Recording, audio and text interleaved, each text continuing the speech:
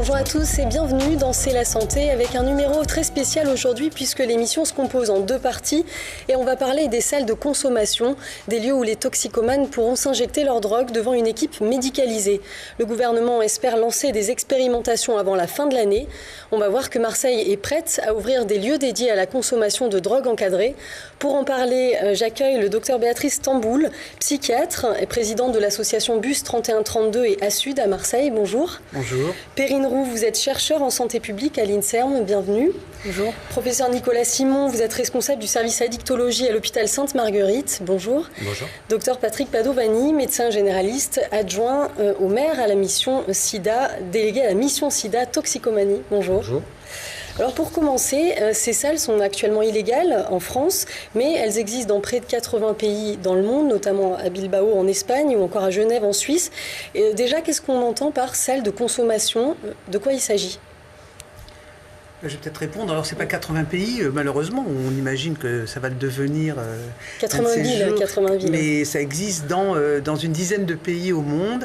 Et l'idée c'est que les usagers de drogue consomment, en tout cas les personnes les plus précaires, peuvent se trouver dans des situations où ils consomment dans des lieux qui ne sont pas du tout adaptés, c'est-à-dire dans la rue, dans des sanisettes, dans des squats, et que donc tous les messages de prévention, de réduction des risques qu'on peut leur apporter se trouvent complètement télescopés par les conditions. Ils n'ont pas le matériel, ils vont réutiliser leurs seringues, ils vont prendre l'eau des toilettes, ils vont partager leur matériel, et tout ça, maintenant, on le sait depuis une vingtaine d'années, génère des dommages extrêmement grands en matière de santé publique, en ce qui concerne en particulier les infections liées, portées par le sang, le sida et les hépatites B et C.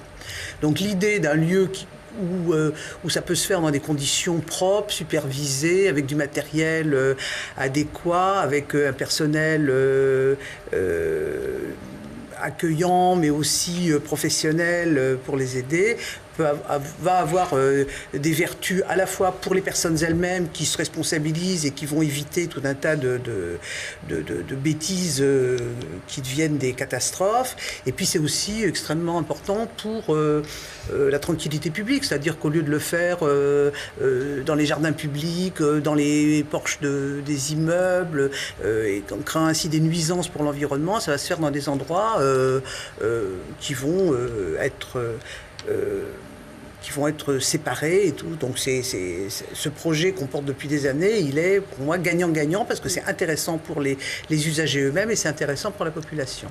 Quel type de produits stupéfiants est-ce qu'on pourrait à ce moment-là consommer à qui devraient s'adresser ces salles? Quel type de produit? C'est pas limité. C'est pas limité. Alors on pense évidemment à des produits qui sont dérivés de la morphine, donc à l'héroïne, mais c'est pas limité à ça. Ce qu'il faut bien voir, c'est que le patient il arrive avec le produit, donc ça c'est important. Oui, mais le produit n'est pas fourni, évidemment. Non, le produit n'est pas fourni et le patient non seulement vient, mais en plus c'est pas uniquement un mode d'administration par injection. Donc ça peut être aussi sniffé, donc ça c'est important. Je voulais insister sur ce qui a été dit précédemment. Ça peut paraître, ce concept peut paraître récent dans le débat en France. Il a des décennies d'histoire dans d'autres pays. Donc on va pouvoir en parler, il y a quelqu'un qui en parlera mieux que moi ici, mais on a une longue expérience internationale des salles de consommation. Même si ça paraît tout neuf pour beaucoup de Français, je veux dire, il y a des pays en Suisse, au Canada, au Danemark, en Australie, etc., où ils ont une longue expérience des salles de consommation. Sur 20 ans pratiquement, même dans certains pays. Oui, peut-être même plus que ça dans certains pays. Donc effectivement, c'est un débat nouveau chez nous. Mais il ne faut pas regarder uniquement ce qui se passe dans la France hexagonale. Justement, Perrine Roux, quels sont les pays aujourd'hui qui sont les plus impliqués?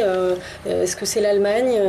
Quels sont les pays? Alors, le pays dont on connaît le plus de résultats par rapport à l'ouverture d'une salle de consommation, c'est le Canada, avec Vancouver, qui a ouvert donc, il y a plus de 10 ans une salle de consommation. Et donc la particularité de cette salle, c'est qu'elle très rapidement, avant même la conception et la mise en place de cette salle, il y a eu une association avec des chercheurs de grande renommée du Centre de recherche sur le sida, qui a permis donc d'évaluer les bénéfices de cette salle de consommation. Et donc nous avons pu donc obtenir de nombreux résultats à travers donc la valorisation des données qu'on a pu recueillir sur le terrain. Vous avez des données par exemple? Donc on a quelques chiffres, on a des chiffres clés. Donc on sait qu'il y a une diminution des pratiques à risque liées à l'usage de drogue. Il y a également un accès aux soins pour les personnes qui fréquentent la salle de consommation. Et on sait que pour ceux qui fréquentent la salle de manière régulière, eh bien 30% pour les personnes dépendantes aux opiacés, 30% démarrent un traitement de la dépendance aux opiacés et plus spécifiquement un sevrage donc, aux opiacés. Marisol Touraine, ministre de la Santé, a dit la semaine dernière qu'elle voulait lancer des expérimentations avant fin 2012. Elle a cité Paris, Bordeaux et Marseille. Vous faites tous les 4 partie du comité d'experts chargé d'étudier la question. Alors où est-ce qu'on en est aujourd'hui? Est-ce que demain, par exemple, les salles pourraient ouvrir à Marseille? Demain, donc, dans quelques jours. Oui, les salles pourraient ouvrir. Vous savez, le comité d'experts s'est réuni essentiellement pour apporter l'expertise marseillaise, à la fois parce qu'il y a ici un savoir-faire qui remonte au niveau de la texture des associations et au niveau de l'accompagnement de la municipalité depuis 1995. Donc on a un réseau qui est assez bien soudé, bien structuré. Donc ils nous ont permis, je dirais, de travailler sans barrière, sans préjugés. Et donc ce comité d'experts qui ne se résume pas à nos 4, mais il y a une bonne 15 à 16 membres du comité, a travaillé sitôt que la problématique a vu le jour, c'est-à-dire à l'époque où Roselyne Bachot, qui avait déjà pris conscience de l'intérêt de ce dispositif, et elle en avait parlé au Congrès de Vienne en juillet 2010, au Congrès de Vienne sur le sida. Donc sitôt que ces propos ont soulevé un petit peu une polémique dans les milieux politiques, je dirais, entre guillemets. Donc nous, ici, fort de notre expérience, eh bien, on a pris le biais de travailler sur ces dispositifs. Donc on a monté ici, au bout d'1 an et demi de travail, ce qui pourrait se faire à Marseille, comment ça pourrait exister à Marseille.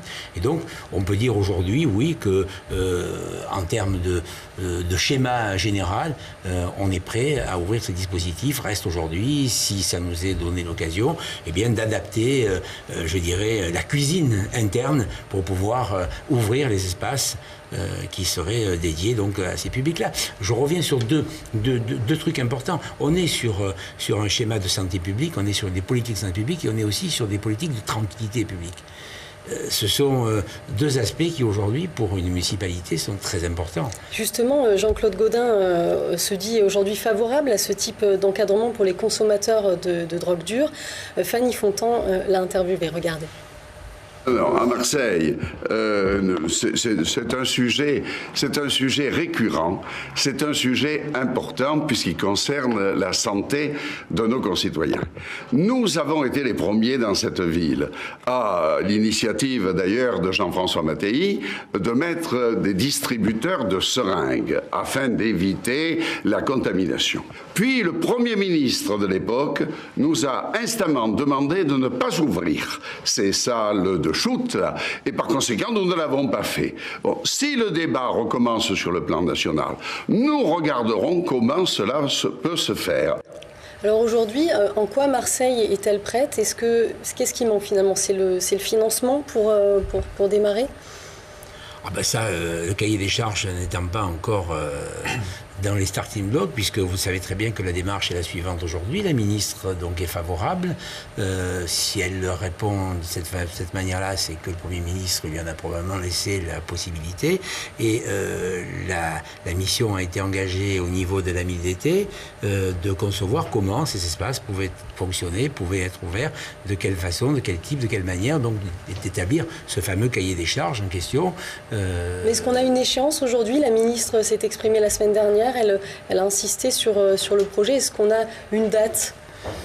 Je crois qu'on n'a pas de date, mais tu étais toi à la réunion, donc tu peux savoir à la FR ce qui s'est dit. Voilà, il n'y a pas de date, puisqu'elle a tout de même rappelé que c'est un projet qui ne met pas, bon d'abord seulement la santé, puisqu'il faut aussi que l'intérieur et la justice aient leur mot à dire, donc je pense qu'il y a un certain nombre de choses qui se gèrent. Enfin, manifestement, là, il y a un mouvement, il y a une espèce de réponse à laquelle nous sommes très attentifs. Le mouvement de la base, qui est le mouvement des militants que nous sommes, et puis on sent en face, du côté des pouvoirs publics, une envie de répondre. Après, ça, c'est quelque chose qui nous échappe un peu, c'est les délais et les moyens qui seront mis à disposition, mais je crois qu'on a un petit peu fait tout ce qu'il fallait. Je voulais quand même dire, au niveau d'être prêt, Marseille, c'est quand même une ville très particulière. C'est une ville qui, à la grande époque de la catastrophe qu'a été l'épidémie de VIH, a eu une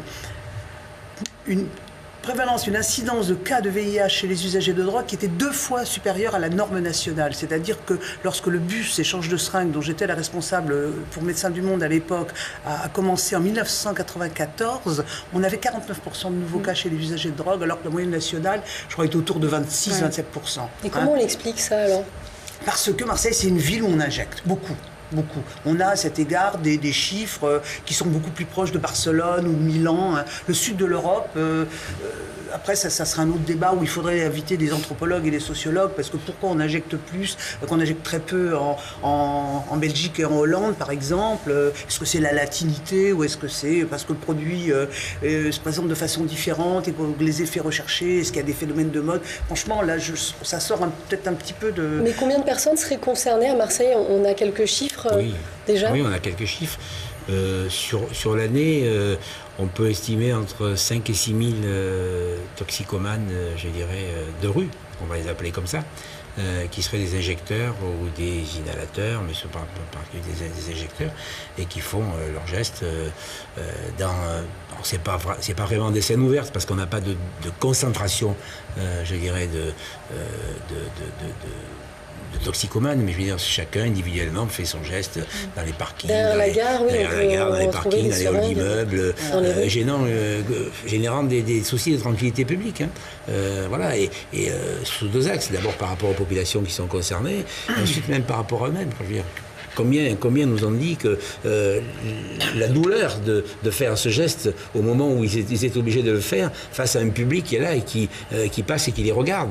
C'est aussi à prendre en compte dans l'établissement de ce service de réduction des risques rendu aujourd'hui de ce nouvel outil.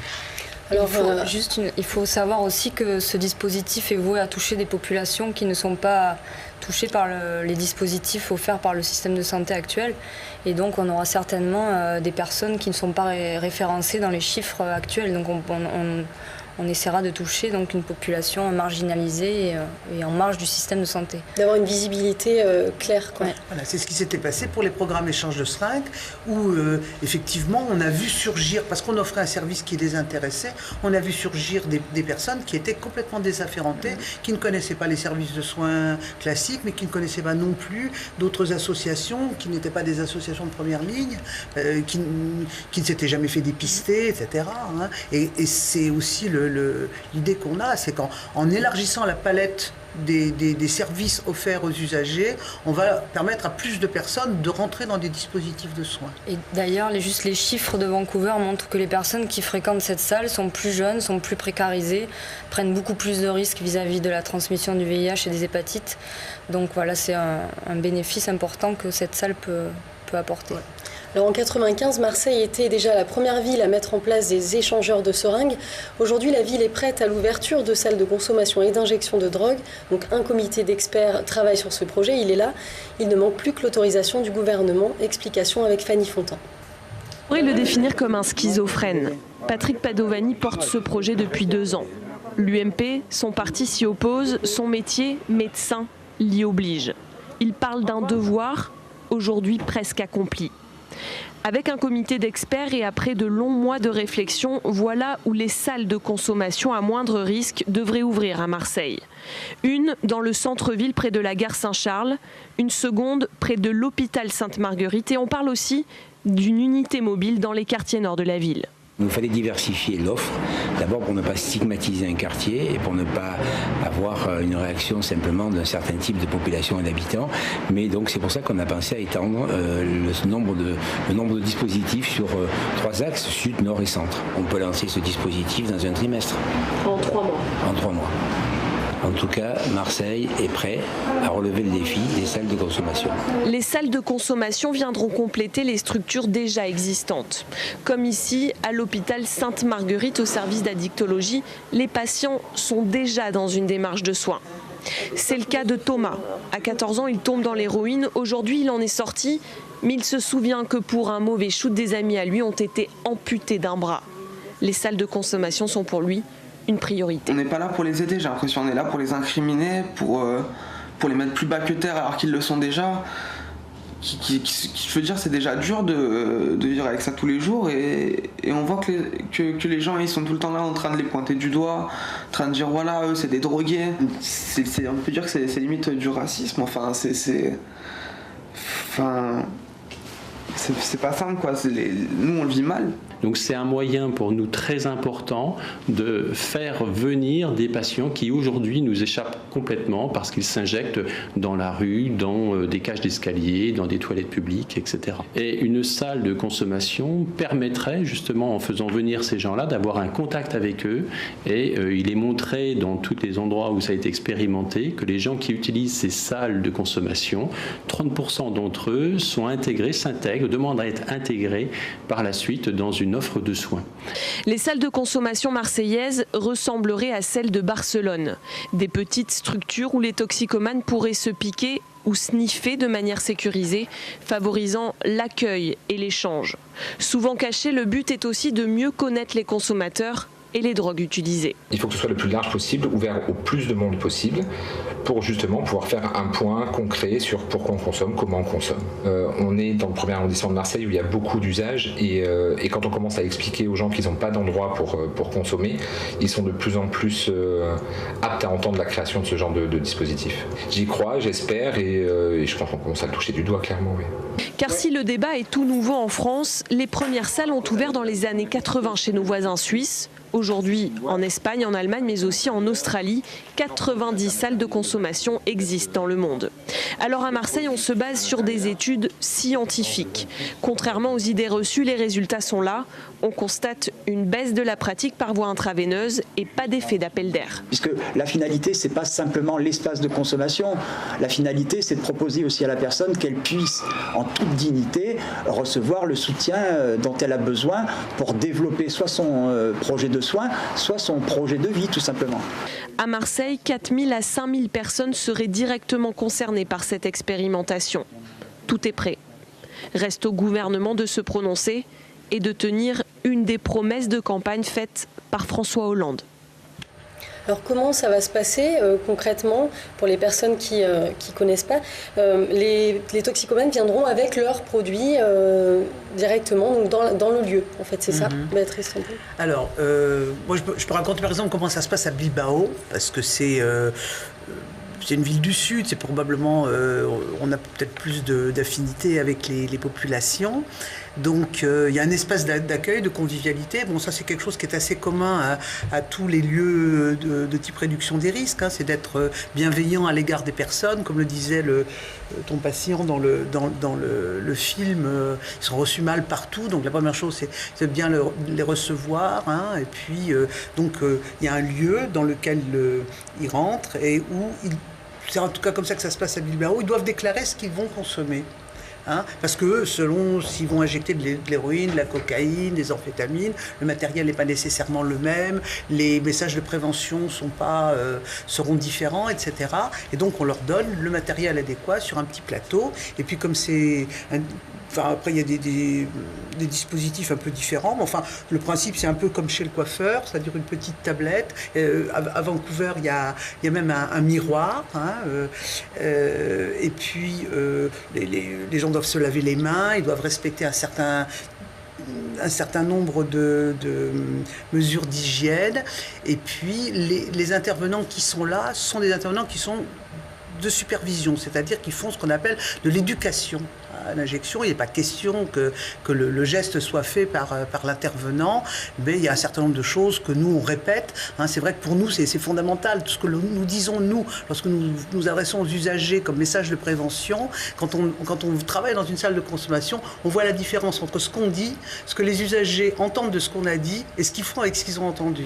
Et c'est là qu'on voit l'intérêt fondamental de la salle de consommation, parce que c'est la possibilité effectivement de rectifier un certain nombre d'erreurs et que les personnes ne fassent pas des gestes qui leur soient dommageables. Et du coup, parmi les personnels présents, donc des médecins, des infirmiers, qui pourra-t-on trouver pour encadrer toutes les personnes ? Alors là, ça va un petit peu aussi dépendre du profil des associations qui prennent en charge. Moi, je suis assez attaché, c'est ma culture médecin du monde, à l'alliance entre les professionnels sanitaires et des gens issus du terrain, c'est-à-dire des usagers ou des anciens usagers. Ce qu'on appelle, nous, des professionnels de diplôme et des professionnels d'expérience. Donc je pense qu'il faut qu'il y ait un peu des deux, parce que là, le vrai savoir en matière de réduction des risques, il résulte de la fusion entre ma compétence à moi de professionnel de santé et puis l'expertise de l'usager. Donc c'est probablement, en tout cas, si je suis amené à m'occuper de ça de façon plus concrète dans les temps à venir, je veillerai à ce qu'il y ait cette variété-là. Parce qu'à Marseille, pour le moment, on ne sait pas précisément combien il va y avoir de médecins qui encadreraient, si c'était validé. Non, ça va dépendre. Dans un cahier des charges, ça va dépendre aussi des financements qui seront donnés à ce cahier des charges. Il est bien évident que les acteurs qui seront dans ces salles seront des gens qui seront rémunérés sur des équivalents temps plein, comme dans d'autres dispositifs de prise en charge médico-sociale. Donc ça va dépendre aussi de l'enveloppe qui va être attribuée et donc des schémas et des parcours qu'on va privilégier en fonction des endroits. Peut-être qu'à des endroits, il faudra être plus médico-social, dans d'autres endroits plus médical, à d'autres moments plus social. Je veux dire, ça va dépendre effectivement des publics. Rien n'est figé dans ce domaine-là. On est devant des populations, on l'a dit, sur ce type, qui sont soit des toxicomanes anciens, très anciens, qui sont complètement déconnectés aujourd'hui de tout, travail, famille, etc., et qui sont pour la plupart à la dérive, soit on est dans des comportements aussi de populations migrantes. Marseille est un lieu où il y a beaucoup de migration, donc des populations qui ont une barrière de langue aussi, et c'est pour ça qu'elles ne rentrent pas forcément dans les dispositifs qui existent aujourd'hui, parce que tous les dispositifs de prévention et les outils de prévention qui sont mis à leur disposition, ils ne les connaissent pas parce qu'ils ont cette barrière de langue aussi. Donc ça va dépendre des publics, et je pense que de toute façon les trois acteurs, qu'ils soient travailleurs sociaux, qu'ils soient des pairs ou qu'ils soient des professionnels de santé, seront réunis sur cet espace, c'est bien évident. C'est comme ça que ça se passe partout, Bilbao, Barcelone, Quai-Neuf, Genève, donc c'est comme ça que ça se passera ici aussi.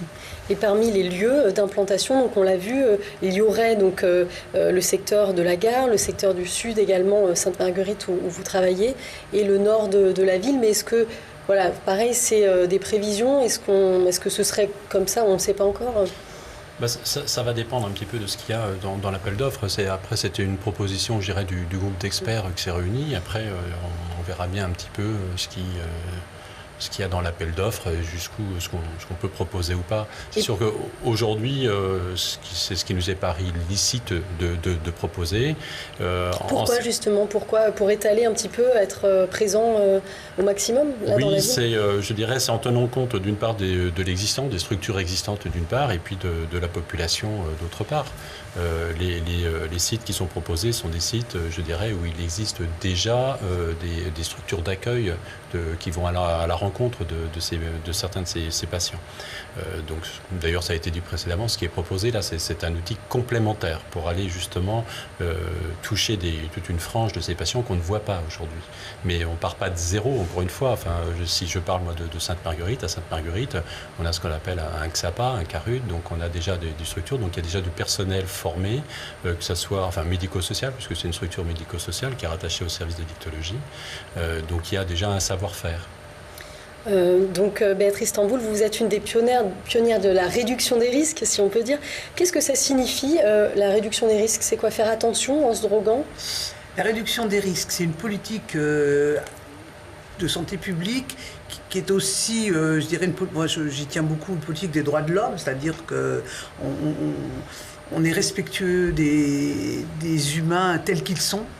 et qui s'occupe des personnes qui consomment des drogues sans avoir comme finalité unique l'abstinence. Alors, nos détracteurs nous font dire qu'on est des incitateurs à l'usage. Non, ça veut dire que dans des situations où il n'y a pas de réduction des risques et on ne travaille que sur l'abstinence, globalement, peuvent venir à l'abstinence totale, on va dire 20% de la population, ça dépend si on est bon ou pas bon. Enfin, bon, il y a en tout cas une très grande majorité des usagers de drogue, mais c'est pareil pour l'alcool, hein, qui ne veulent pas ou qui ne peuvent pas arrêter. Et dans des systèmes précédents qui n'étaient fondés que sur l'abstinence, ces 80%, ils étaient laissés de côté, c'est-à-dire ils allaient vers des dispositifs qui ne leur convenaient pas, ils multipliaient les échecs, les rejets, etc. La réduction des risques propose des réponses aux personnes qui consomment des drogues, à quelque stade de leur parcours d'usage qu'ils soient. C'est-à-dire, évidemment, s'ils sont prêts de s'arrêter, on va les y aider, mais s'ils ne sont pas prêts, on a effectivement la possibilité de les accompagner pour que, dans le type de comportement qui est le leur, ils prennent le moins de risques et ils ne se fassent pas trop de mal. Justement, on va y revenir dans la deuxième partie de notre émission. C'est la fin de la première partie. Merci d'être avec nous. On se retrouve à tout à l'heure.